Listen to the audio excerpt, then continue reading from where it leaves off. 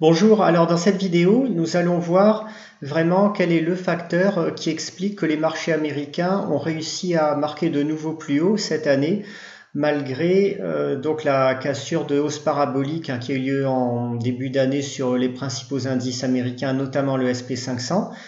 On n'a pas eu de nouveau marché baissier qui a suivi, contrairement quand même à ce que je craignais en partie au mois de février-mars lorsque la cassure a eu lieu. Alors cette hausse, en fait, elle est due à un seul facteur principal, qui est le fait que le président Trump a décidé d'une forte baisse du taux d'imposition des sociétés, qui est passé ici qui était de 35% auparavant aux États-Unis et qui est passé à seulement 21%. C'est quand même un mouvement assez considérable en termes de fiscalité, c'est pas loin de diviser par deux le taux d'imposition des sociétés. Évidemment, ça a eu un impact immédiat sur les bénéfices qu'elles ont réalisés. Alors les effets de cette mesure, ils se sont retransmis sur les sociétés cotées et sur les marchés actions de deux façons. D'abord par une hausse des taux de marge des sociétés, on le voit ici sur cette courbe rouge qui est extraite du site yardeni.com qui suit de façon hebdomadaire ou mensuelle les marges des sociétés américaines. On voit qu'on a eu un bond ici donc du taux de marge des sociétés américaines qui est passé de 11% à plus de 12% d'un seul coup. Et là, c'est quasiment entièrement l'effet de la baisse d'impôts de Trump. Donc ces taux de marge en ce moment, ils sont vraiment historiquement élevés. On est encore bien plus haut que dans les sommets de cycle précédents. Pour le début des années 2000 ou 2007, on avait culminé autour de 10% en 2007 et là, on en est à 12%. Le deuxième levier de transmission de la mesure Trump, c'est ce qu'on appelle les buybacks d'actions, donc les rachats d'actions par la propre société qui est cotée. Donc les sociétés cotées en bourse aux États-Unis, elles sont en train en ce moment de racheter massivement leurs actions parce qu'elles ont eu un afflux de cash lié aux mesures d'allègement fiscaux de Trump. Et qu'en même temps, visiblement, elles ne trouvent pas de projet d'investissement suffisamment intéressant et suffisamment rentable à réaliser sur le marché. Du coup, elles décident simplement de racheter leurs actions cotées en bourse. Alors on peut se dire, ces buybacks, c'est une bonne chose, puisque du moment que la société va racheter ses actions, ça va entretenir le mouvement haussier. Et on peut se dire aussi que les dirigeants seront suffisamment compétents pour racheter leurs actions au bon moment. Maintenant, si on y regarde de plus près, on voit que malheureusement, ça n'est pas vraiment le cas, parce que, comme vous pouvez le constater, le précédent grand pic de rachat d'actions, il a eu lieu au second semestre 2007, juste avant le crash de 2008. Et on peut s'apercevoir aussi que lorsque les marchés étaient vraiment bradés et que c'était le moment d'acheter massivement des actions, au milieu de l'année 2009, et là, curieusement, les sociétés américaines n'ont quasiment rien racheté en ce qui concerne leurs actions ici.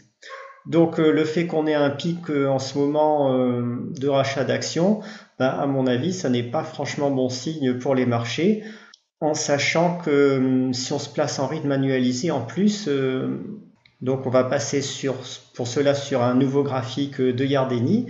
En rythme annualisé, le pic de 2007 était aux alentours de 700 milliards de dollars. Et là, avec les dernières données disponibles qui sont publiées, on devrait dépasser en 2018 1 milliard de dollars.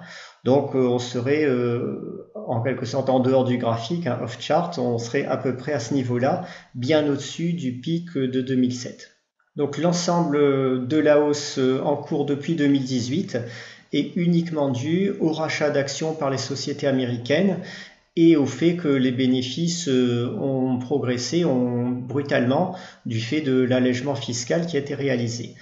Maintenant, qu'est-ce qui va arriver dans les trimestres qui viennent? Il n'y aura pas de nouveaux allègements fiscaux parce qu'on est déjà passé de 35 à 21%, c'est un mouvement énorme.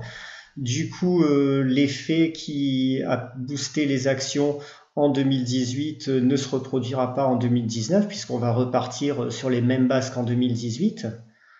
Donc ça va être déjà un gros levier de soutien aux actions qui va disparaître.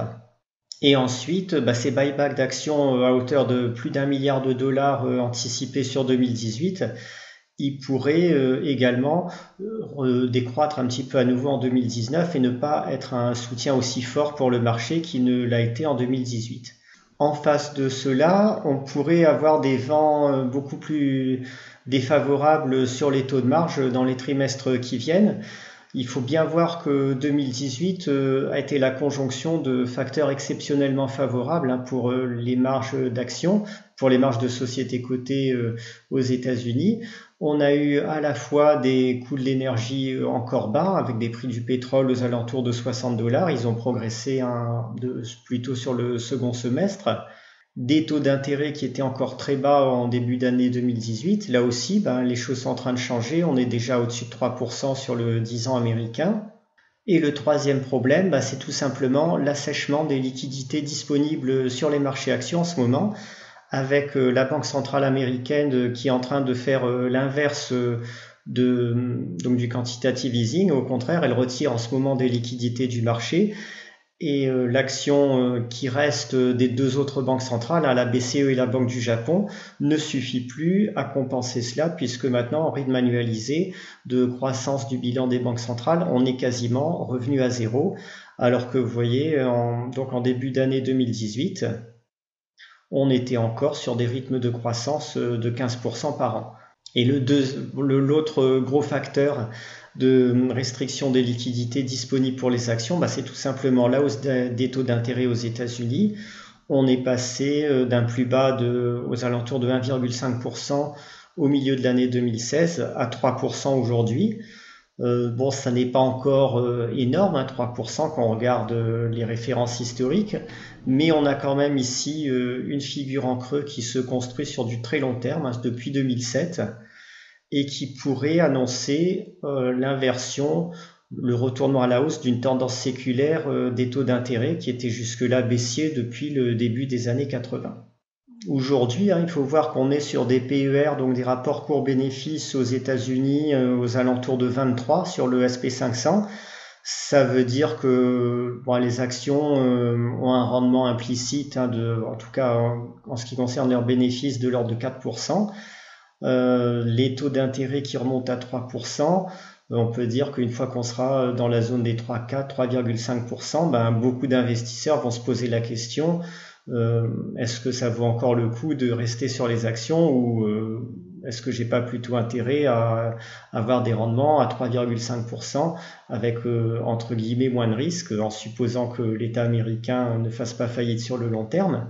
Mais en tout cas, ça peut être un facteur qui va réorienter les flux de liquidité vers les obligations d'État plus que sur les actions. Donc tous ces facteurs, même si pour l'instant, je le répète, je n'ai toujours pas de signal d'alarme immédiat quant à un retournement de cycle, un retournement de conjoncture américaine ou l'arrivée d'une récession dans les mois qui viennent, ces facteurs risquent quand même de pénaliser pas mal la hausse des actions américaines et par répercussion encore plus celle des marchés européens ou émergents, puisque les flux de liquidités sont en train de partir des zones européennes et émergentes vers les États-Unis en ce moment à cause de la hausse des taux d'intérêt américains.